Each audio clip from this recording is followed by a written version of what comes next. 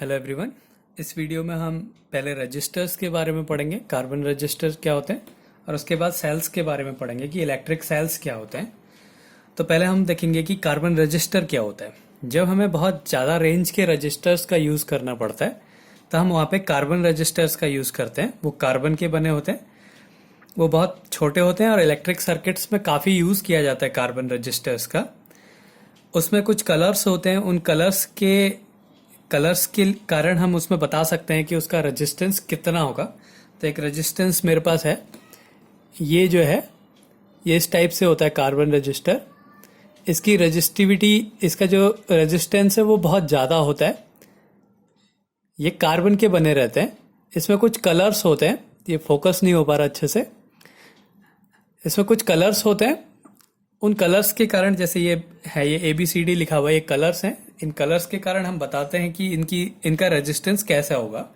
तो उसमें उसका एक कलर कोड है, उसको हमने याद करना होता है कि वो कलर कोड कैसे याद करें। तो या तो सीधे सीधे ये ब्लैक, ब्राउन, रेड, ऑरेंज, ये कलर होते हैं सारे इन रजिस्टर्स में। 4 कलर होते हैं, कहीं पे 3 और मोस्टली चार कलर होंगे। तो ये कलर होते हैं black, brown, red, orange, yellow, green, blue, violet, grey, white, gold, silver, या फिर कोई कलर नहीं होगा। ये चौथे कलर के लिए हैं कि गोल्ड होगा या सिल्वर होगा या कोई कलर नहीं होगा। तो ये जो 10 कलर्स हैं, ये 3 कलर जो ये A B C जो ये 3 कलर्स हैं, ये इसमें से 10 में से कोई होंगे। और ये जो लास्ट का D है, ये इन तीनों में से कोई एक कलर होगा। ये 2 कलर होंगे या उसमें कोई कलर नहीं होगा। तो इसको याद करने के लिए एक फॉर्मूला टाइप में भी है कि BB Roy of Great Britain has very good wife wearing gold silver necklace. इसको याद कर सकते हैं। इसमें जो कैपिटल लेटर्स हैं ये सारे कलर्स हैं। BB रॉय, तो B मतलब black, brown, red, orange, green, of Great Britain. Great में जो G है उसका मतलब ग्रीन है, ब्रिटेन में ब्लू, फिर हैज में कुछ नहीं है, वेरी गुड वाइफ, इसमें जो फर्स्ट लेटर है VG और W, वायलेट, ग्रे और white, wearing gold silver necklace. Gold का मतलब गोल्ड है, सिल्वर का मतलब सिल्वर, और इस N का मतलब है कोई कि उसमें कोई कलर नहीं होगा। अब इसको हम कैसे बताते हैं? जैसे एक कार्बन रजिस्टर है, इसका रेजिस्टेंस हमें बताना है। तो इसका फॉर्मूला होता है, ये 4 कलर होंगे, AB into 10⁻⁶ plus minus D। ये इसको हमने ऐसे देखना है। ये नंबर्स हैं इसके 0 1 2 3 4। तो अब हम लेते हैं कि जैसे कोई कार्बन रजिस्टर है, उसमें 4 कलर हैं। एक ऑरेंज है, दूसरा ब्लू है, तीसरा येलो है, और चौथा गोल्ड है। माने ये एक कार्बन रजिस्टर है, इसमें ये कलर है, 4 कलर। तो ये A हो गया, ये B हो गया, ये C हो गया, और ये D हो गया। अब हम इसके रेजिस्टेंस को कैसे निकालेंगे? तो इसमें क्या है, अब देखना है ऑरेंज का कौन सा नंबर है, 3। अब ब्लू का कौन सा है, ये रहा 6 इंटू 10⁻⁶। C में क्या है, येलो का नंबर क्या होता है, 4, और प्लस माइनस गोल्ड का क्या है कि 5%। ये जो है, ये कितना चेंज हो सकता है, उसमें रेजिस्टेंस इतना रहेगा, उसमें इतना चेंज है। ये एरर कह सकते हैं इसको कि इतना चेंज हो सकता है उसमें। अगर गोल्ड है तो सबसे अच्छा रजिस्टर माना जाएगा, उसमें 5% का चेंज हो सकता है। सिल्वर में 10, अगर कोई कलर नहीं है तो उसमें 20% का चेंज होगा। तो 36 इंटू 10⁻⁴ प्लस माइनस 5%, ये इसका रेजिस्टेंस हो गया।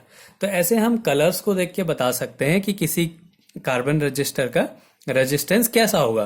तो एग्जाम में हमें या तो कलर्स दिखे हुए आएंगे कि ये कलर है, इसका रेजिस्टेंस बताओ, या फिर कहीं पे नंबर आ जाएगा। जैसे हमने नंबर ले लिया कोई 78 इंटू 10⁻² प्लस माइनस 10% है माना। अब हमने इसका बताना है कि इसमें कौन कौन से कलर होंगे। तो 7 में क्या है, वॉयलेट और ग्रे। तो पहला कलर इसमें वॉयलेट होगा, दूसरा कलर ग्रे होगा, तीसरा ये फिर AB इंटू 10⁻⁶। C में क्या है, 2 है, तो 2 में क्या है, रेड। तो तीसरा कलर इसमें रेड होगा। अब प्लस माइनस 10% का मतलब चौथा कलर क्या होगा, सिल्वर होगा।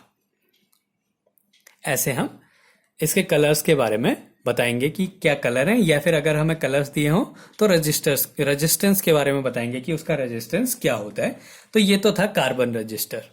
अब इसके बाद हम पढ़ेंगे कि रेजिस्टेंस का कॉम्बिनेशन, जो कि 10th क्लास में भी होता है, कॉम्बिनेशन ऑफ रेजिस्टेंसेस, वही हमने यहाँ पे भी पढ़ना है। तो पहला है सीरीज कॉम्बिनेशन, तो हमने पढ़ना है कॉम्बिनेशन ऑफ रजिस्टर्स। रजिस्टर्स का कॉम्बिनेशन कैसे कंबाइन करेंगे उन्हें, पहला है सीरीज कॉम्बिनेशन। सीरीज कॉम्बिनेशन, तो सीरीज कॉम्बिनेशन में क्या है, माना 3 रजिस्टर्स के लिए लेते हैं, एक रजिस्टर ये है, दूसरा रजिस्टर ये है, तीसरा रजिस्टर ये है, ये एक बैटरी से कनेक्ट है। तो माना इसका रेजिस्टेंस R1 है, इसका R2 है, इसका रेजिस्टेंस R3 है, इसमें करंट फ्लो हो रहा है I। माना इस जो पूरी बैटरी है ये एक सेल है, तो ऐसे कॉम्बिनेशन है पूरा, इसका पोटेंशियल V है, तो इसका पोटेंशियल V1 माना, इनके दोनों एंड्स के बीच का पोटेंशियल डिफरेंस V2 है, और यहाँ पे पोटेंशियल डिफरेंस V3 है इस रजिस्टर्स के। ये हमारे पास कंडीशन है। तो अब हमने क्या करना है, इन तीनों में करंट, सेम करंट जाएगा क्योंकि ये सीरीज में है। तो जो इसका जो नेट पोटेंशियल होगा V इक्वल्स टू क्या होगा, V1 plus V2 plus V3। अब हमें ये इसको एक इक्वेशन मान लेते हैं। हमें पता है कि V इक्वल्स टू IR होता है, तो जो V की वैल्यू होगी, माना इसका जो नेट रेजिस्टेंस है वो R है, इसमें करंट फ्लो हो रहा है I, तो इधर पे V की वैल्यू क्या हो जाएगी, IR plus V1 equals to V1, current कितना फ्लो हो रहा है 1 में I, और रेजिस्टेंस क्या है R1, तो V1 की वैल्यू क्या हो गई IR1। हम ओम्स लॉ यूज कर रहे हैं, V इक्वल्स टू IR, ये ओम्स लॉ है। तो V1 की वैल्यू हो जाएगी IR1 plus IR2 plus IR3। तो ये I कॉमन आएगा, उसके साथ ये कैंसिल हो जाएगा, तो ये बचा R equals to R1 plus R2 plus R3। तो ये सीरीज कॉम्बिनेशन का फॉर्मूला हो गया कि रजिस्टर्स अगर सीरीज में है तो हमने उसको सीधे सीधे ऐड कर देना है, तो उसका इक्विवेलेंट रेजिस्टेंस निकल जाएगा। अब ऐसे ही दूसरा है parallel combination. Parallel combination, parallel combination में क्या है कि माना फिर से वो 3 रजिस्टर्स, एक रजिस्टर ये है, दूसरा ये रहा, और तीसरा ये है, ये तीनों जो है पैरेलल में कनेक्ट है। पैरेलल का मतलब है कि उन तीनों में करंट जो है वो डिस्ट्रीब्यूट हो जाएगा, एक करंट, ये इसका पॉजिटिव टर्मिनल है, ये नेगेटिव टर्मिनल है, यहां से करंट फ्लो हो रहा है, इसका पोटेंशियल V है।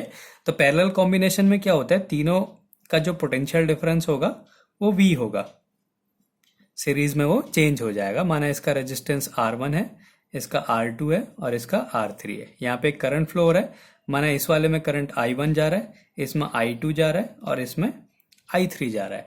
तो याद करने के लिए एक सीधा सा तरीका है कि जो 3 पार्ट में डिवाइड हो रहा है उसको इक्वल कर दो जो चेंज हो रहा है। जैसे यहाँ पे करंट I1 I2 I3 हो रहा था, यहाँ पे पोटेंशियल V1 V2 V3 हो रहा था, तो पोटेंशियल को लिख दिया, यहाँ पे करंट को लिख देंगे I equals to I1 plus I2 plus I3। जैसे यहाँ पे V इक्वल्स टू IR था, तो I की वैल्यू क्या हो जाएगी, V अपॉन R। अब तीनों का पोटेंशियल सेम है यहाँ पे, लेकिन रेजिस्टेंस अलग अलग है, तो I की वैल्यू क्या होगी, V upon equivalent resistance R equals to I1 की value V upon R1, potential same रहेगा, plus V upon R2 plus V upon R3। V common आके कैंसिल हो जाएगा, equals to 1 upon R equals to 1 upon R1 plus 1 upon R2 plus 1 upon R3। तो ये इसका parallel combination हो गया। Parallel combination में रेजिस्टेंस जो होगा वो मिनिमम होगा, क्योंकि ये इन्वर्सली जो प्रोपोर्शनल है इन्वर्सली ऐड हो रहे हैं, उसमें यहाँ पे डायरेक्टली ऐड हो जा रहा है। तो अगर हमें रेजिस्टेंस को मिला के उसका रेजिस्टेंस मैक्सिमम करना है तो हम उनको सीरीज में ऐड करेंगे, और हमने रेजिस्टर्स को कंबाइन करके उनका मिनिमम रेजिस्टेंस निकालना है तो हम रेजिस्टेंस को पैरेलल में ऐड करेंगे। और जो ये इक्विवेलेंट रेजिस्टेंस है ये तीनों रेजिस्टेंस से कम होगा। यहाँ पे जो इक्विवेलेंट रेजिस्टेंस है वो तीनों रेजिस्टेंसेस से ज्यादा होगा। तो कार्बन रेजिस्टर्स के बारे में हमने पढ़ा कि एक वायर होता है जो कि कार्बन से उसके चारों तरफ कार्बन लगा रहता है, इसका रेजिस्टेंस बहुत ज्यादा हाई होता है। इसके लिए कलर कोडिंग था, B B Roy of Great Britain has very good wife wearing gold silver necklace.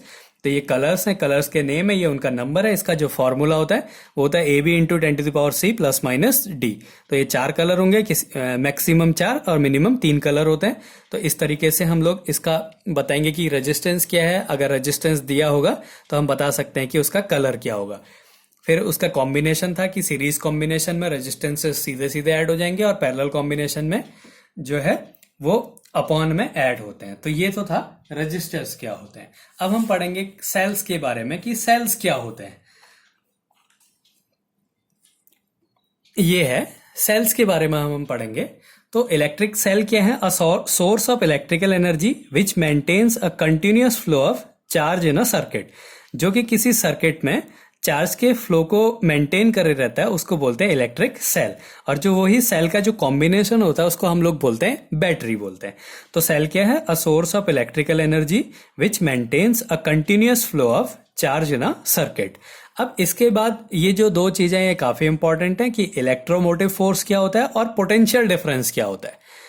तो इलेक्ट्रोमोटिव फोर्स, जैसे नाम में ये फोर्स आ रहा, तो बहुत सारे लोग बोलते थे कि ये फोर्स है। तो इलेक्ट्रोमोटिव फोर्स नहीं है, ये वर्क डन है। तो अब होता क्या है, जैसे एक छोटा सा यहाँ पे माना ये एक सेल है, इसमें 2 टर्मिनल्स होंगे। एक नेगेटिव टर्मिनल होगा जिसको इलेक्ट्रोड बोलते हैं, एक पॉजिटिव टर्मिनल होगा। एक नेगेटिव इलेक्ट्रोड है, एक पॉजिटिव इलेक्ट्रोड है। अब इसमें क्या होता है, जो चार्ज होता है वो पॉजिटिव टर्मिनल से नेगेटिव टर्मिनल में फ्लो होता है। ऐसे यहाँ पे इलेक्ट्रोलाइट्स हैं। तो अगर हम किसी चार्ज को एक टर्मिनल से दूसरे टर्मिनल में फ्लो कराते हैं, बैटरी के अंदर भी फ्लो कराए, जैसे एक चार्ज यहां से निकला, ये नेगेटिव टर्मिनल में गया, फिर बैटरी से फिर से इसके पॉजिटिव टर्मिनल में गया, तो ये जो वर्क डन होता है इसको हम बोलते हैं इलेक्ट्रोमोटिव फोर्स। तो इसका डेफिनेशन क्या है? Work done by the cell in flowing unit positive charge to flow in whole circuit including cell.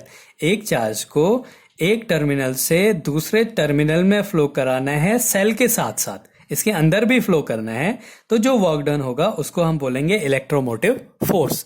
इसके बाद होता है terminal potential difference. Terminal potential difference क्या होता है कि एक चार्ज को एक टर्मिनल से दूसरे टर्मिनल में फ्लो कराने में जितना वर्क डन करना पड़ता है उसको बोलेंगे टर्मिनल पोटेंशियल डिफरेंस। मतलब work done to move a charge from one terminal to another terminal.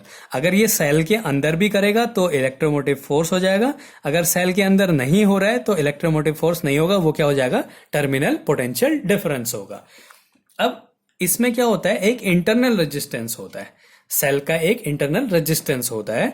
जब ये जो चार्जेस होते हैं वो इलेक्ट्रोलाइट में मूव करते हैं, तो जो इलेक्ट्रोलाइट होता है उसका अपोज करता है। यहाँ पे जो लिक्विड है इस सेल में अंदर, ये क्या करता है? चार्जेस का अपोज करता है फ्लो करने से, तो उसको बोलते हैं उसका इंटरनल रेजिस्टेंस। जैसे एक ये सर्किट है, इस सर्किट में एक रेजिस्टेंस यहाँ पे लगाया हुआ है, तो ये एक्सटर्नल रेजिस्टेंस हो गया। और इसके अंदर जो इलेक्ट्रोलाइट के कारण जो रेजिस्टेंस होता है चार्ज को फ्लो होने में, उसको बोलते हैं इंटरनल रेजिस्टेंस। तो इंटरनल रेजिस्टेंस क्या है? Resistance offered by electrolyte of cell. जो इलेक्ट्रोलाइट जो रेजिस्टेंस ऑफर करता है उसको बोलते हैं हम लोग इंटरनल रेजिस्टेंस। अब जो इंटरनल रेजिस्टेंस है वो कुछ प्रॉपर्टीज पे डिपेंड करता है। वो डायरेक्टली प्रोपोर्शनल होता है separation between two plates of the cell.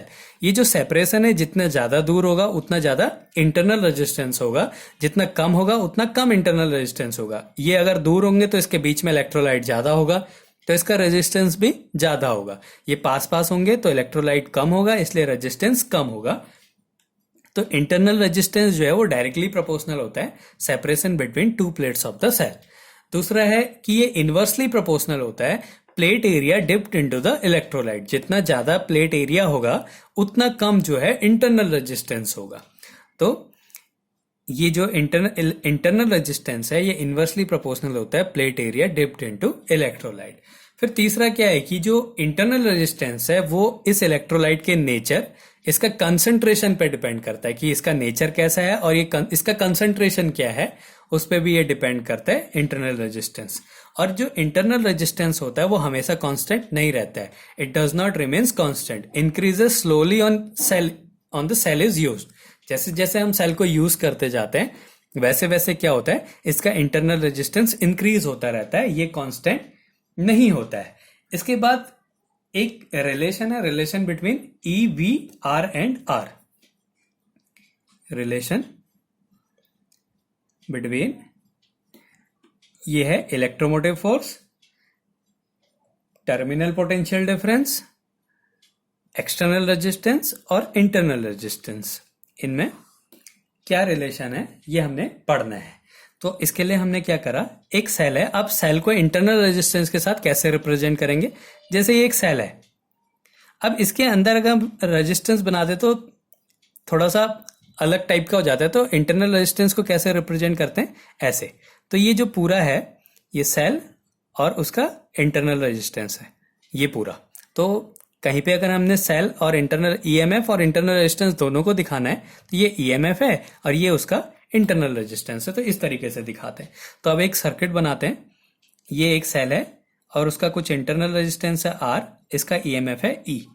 इसको एक रेजिस्टेंस जो एक्सटर्नल रेजिस्टेंस है उससे कनेक्ट कर दिया और इसका रेजिस्टेंस है आर, इसमें करंट फ्लो हो रहा है आई माना।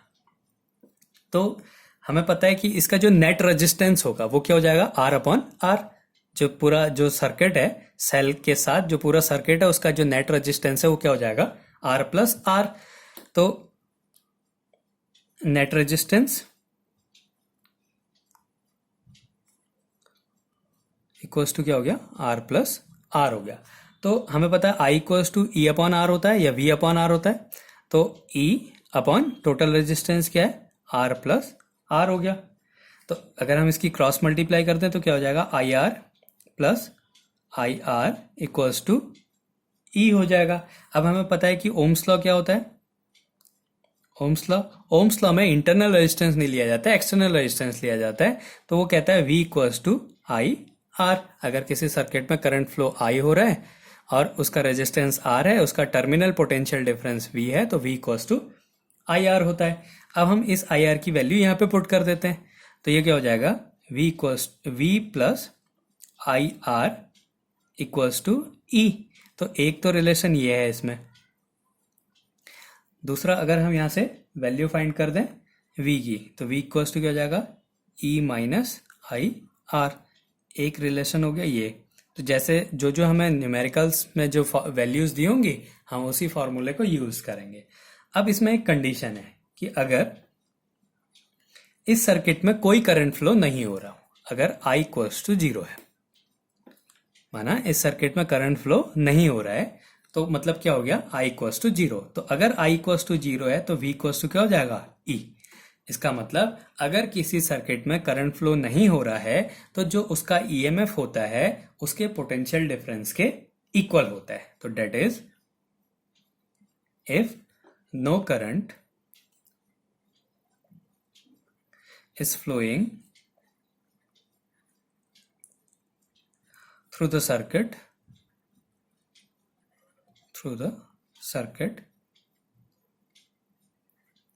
then the terminal potential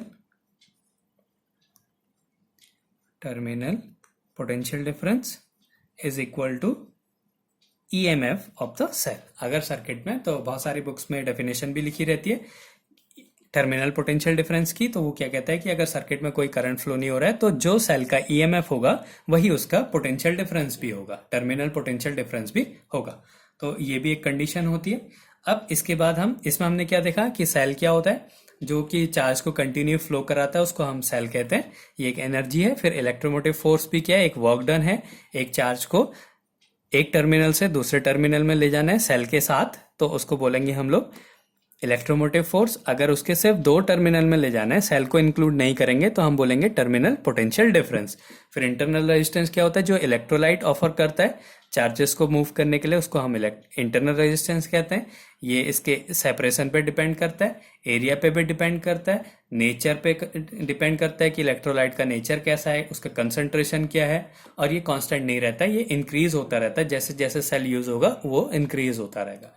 तो फिर ये एक फॉर्मूला होता है I equals to E upon R plus R या V equals to E minus I R. अगर सर्किट में करंट फ्लो नहीं हो रहा है तो उसका ईएमएफ, उस सेल का जो ईएमएफ है उसके टर्मिनल पोटेंशियल डिफरेंस के इक्वल होगा। अब इसके बाद हम पढ़ेंगे कि सेल का कॉम्बिनेशन, जैसे हमने रेजिस्टेंस का कॉम्बिनेशन पढ़ा था वैसे ही सेल का भी कॉम्बिनेशन होता है। तो अगला टॉपिक है हमारा कॉम्बिनेशन ऑफ सेल्स, कि हम सेल्स को कैसे कंबाइन करते हैं। तो पहला है इसमें सीरीज कॉम्बिनेशन, हमने अब सेल को सीरीज में कंबाइन करना है। तो हम अब सेल ले रहे हैं तो उसका इंटरनल रेजिस्टेंस भी हम यूज करेंगे। तो पहले इसको सीरीज कॉम्बिनेशन में माना, एक सेल ये है, ये इसका इंटरनल रेजिस्टेंस है, फिर एक और सेल है उसका इंटरनल रेजिस्टेंस, ऐसे बहुत सारे सेल हैं और उनके इंटरनल रेजिस्टेंस है, ये n है माना टोटल। तो और इनको हमने एक लोड कुछ दे दिया, ये इसका एक्सटर्नल रेजिस्टेंस है, ये कंडीशन है हमारी। अब हमने देखना है कि इसके सीरीज कॉम्बिनेशन का फॉर्मूला क्या होगा। इन सब का जो ईएमएफ है वो ई है, ये एन सेल्स हैं, इनको हमने सीरीज में कनेक्ट कर रखा है, और इन सब का जो इंटरनल रेजिस्टेंस है वो आर है। अब हमने इसको सीरीज कॉम्बिनेशन के फॉर्मूले को डराइव करना है। तो इसका जो नेट ईएमएफ होगा, अगर सीरीज में कनेक्ट होते हैं तो जो ईएमएफ होता है वो सम के इक्वल होता है। तो इसका जो नेट ईएमएफ है सेल का, नेट ईएमएफ, अब ये जो पूरा सर्किट है, इस सर्किट का जो नेट ईएमएफ क्या हो गया, एन ई। अगर दो होते तो 2e, 3 होते तो 3, तो इसमें n कनेक्ट है तो ये क्या हो जाएगा, एन ई। और नेट रेजिस्टेंस क्या होगा, नेट रेजिस्टेंस, इस सर्किट का नेट रेजिस्टेंस क्या होगा। नेट रेजिस्टेंस क्या है, ये R फिर 2R, ये सारे जो हैं ये सब सीरीज में कनेक्ट हैं, तो हमने इसको सीधे सीधे ऐड करना है। तो N तो ये हो गए, तो टोटल रेजिस्टेंस हो गया NR, इन सबको ऐड करके और प्लस R, तो ये क्या हो गया, उसका नेट रेजिस्टेंस हो गया।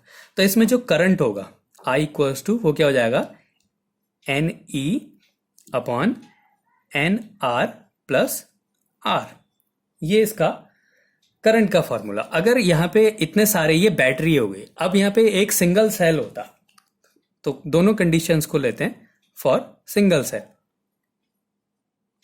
अगर एक ही सेल होता तो क्या होता, माना वहां पे करंट फ्लो हो रहा होता I dash equals to E upon cell का इंटरनल रेजिस्टेंस और एक load E upon R plus R होता।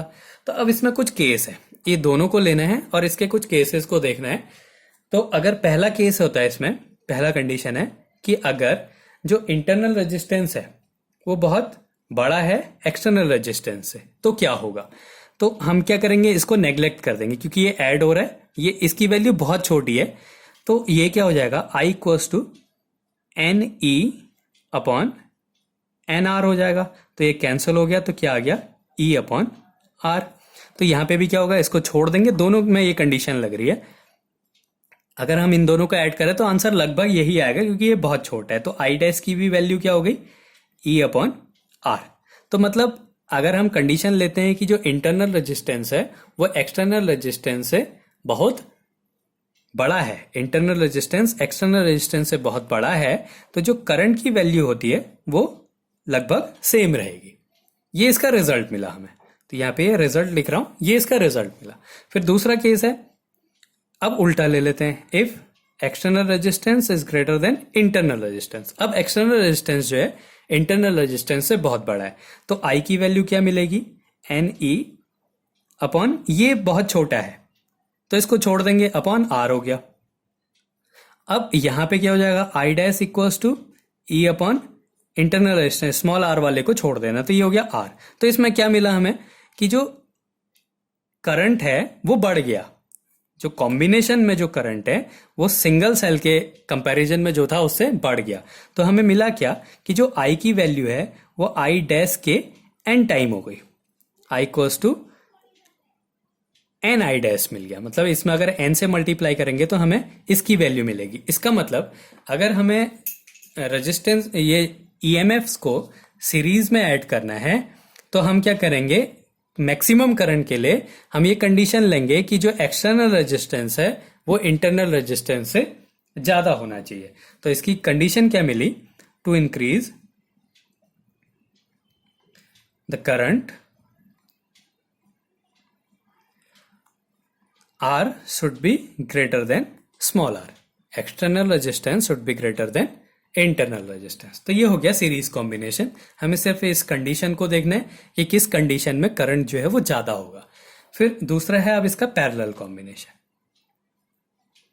पैरेलल कॉम्बिनेशन, अब सेल्स को हमने पैरेलल में कनेक्ट करना है।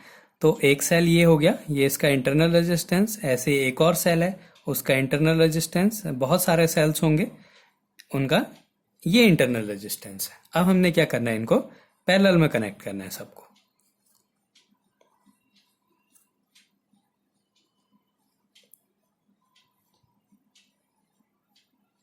ये सब जो है हमने पैरेलल में कनेक्ट कर दिए और इसको एक लोड से कनेक्ट कर दिया जिसको हम एक्सटर्नल रेजिस्टेंस बोल रहे हैं आर। इन सब का जो ईएमएफ है वो सेम है ई, और इनका इंटरनल रेजिस्टेंस आर है। अब हमने क्या करना है, इनको पैरेलल में ऐड करना है।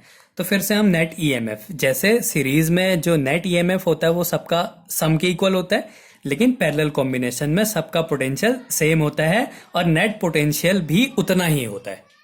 तो जो नेट ईएमएफ होगा, नेट ईएमएफ इक्वल्स टू ई होगा।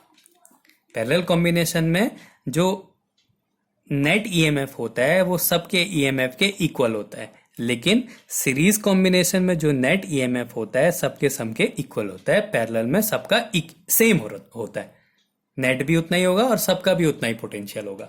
तो जो नेट ईएमएफ है वो क्या हो गया, ई हो गया। और उसके बाद नेट रेजिस्टेंस, नेट रेजिस्टेंस। अब नेट रेजिस्टेंस क्या होगा, अब जैसे हमारे पास दो रेजिस्टेंस को ऐड करना है हमने पैरेलल में, तो 1/R प्लस 1/R, तो क्या हो गया 2/R। नेट रेजिस्टेंस निकालना है हमें, आर डैश की वैल्यू निकालनी है, आर डैश। तो इससे क्या मिला हमें, are dash equals to R/2। अगर दो रेजिस्टेंस है तो अपॉन 2, 3 होते तो अपॉन 3 हो जाता। तो यहाँ पे n रजिस्टर्स ऐड है पैरेलल में, और जो आएगा उसके साथ ये सीरीज में ऐड होगा क्योंकि ये फिर कनेक्ट है एक दूसरे से। तो n रेजिस्टेंस का सीरीज पैरेलल कॉम्बिनेशन क्या हो जाएगा, R/n, R/n। अब प्लस उसके साथ ये वाला सीरीज में ऐड है तो इक्वल्स टू R हो गया। ये इसका नेट ईएमएफ हो गया। तो फिर से करंट की वैल्यू क्या हो जाएगी, I equals to E/R। R total क्या है, R/n प्लस R। इसको अगर हम सॉल्व कर दें तो ये n कॉमन आ जाएगा, फिर ये ऊपर चला जाएगा, I इक्वल्स टू हो जाएगा NE/R प्लस NR। अगर सिंगल सेल है, फॉर सिंगल सेल अगर है तो क्या हो जाएगा, I dash equals to E/R plus R होता। अब फिर से हमने वही केस लेना है। तो पहला केस क्या थी, अगर R की वैल्यू कैपिटल R से बहुत बड़ी है तो क्या होगा, जो I की वैल्यू है, तो इसमें क्या करेंगे हम, इस NR को छोड़ देंगे क्योंकि ये छोटा है। तो क्या आ जाएगा, NE/R आ जाएगा, और यहाँ पे भी हम कैपिटल R को छोड़ देंगे। और इस वाले केस में क्या मिला, I dash equals to E/R। तो रिजल्ट क्या मिला हमें, कि जो I की वैल्यू है वो I डैश की n टाइम्स है। इसमें अगर हम n से मल्टीप्लाई करेंगे तो ये आ जाएगा। अब दूसरा case, if R is less than R, उल्टा कंडीशन, तो क्या हो जाएगा, अब हम क्या करेंगे, कैपिटल R को लेंगे, स्मॉल r को छोड़ देंगे। तो इसमें क्या मिलेगा, I इक्वल्स टू मिल जाएगा हमें NE/NR। तो इसको सॉल्व करा तो मिला E/R। ऐसे ही I डैश की वैल्यू क्या मिलेगी, E/R। तो इसमें कंडीशन क्या मिली, कि जो दोनों की वैल्यू है लगभग सेम है।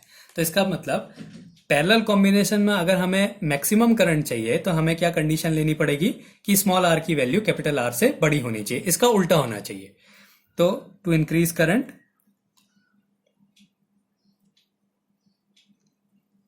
इसकी कंडीशन क्या है, R should be greater than R। तो इंटरनल R बड़ा होना चाहिए कैपिटल R। मतलब अगर हमें सेल्स को सीरीज में ऐड करना है और अगर हम मैक्सिमम करंट चाहते हैं तो हमने कंडीशन लेनी पड़ेगी कि जो एक्सटर्नल रेजिस्टेंस है वो इंटरनल रेजिस्टेंस से बड़ा हो।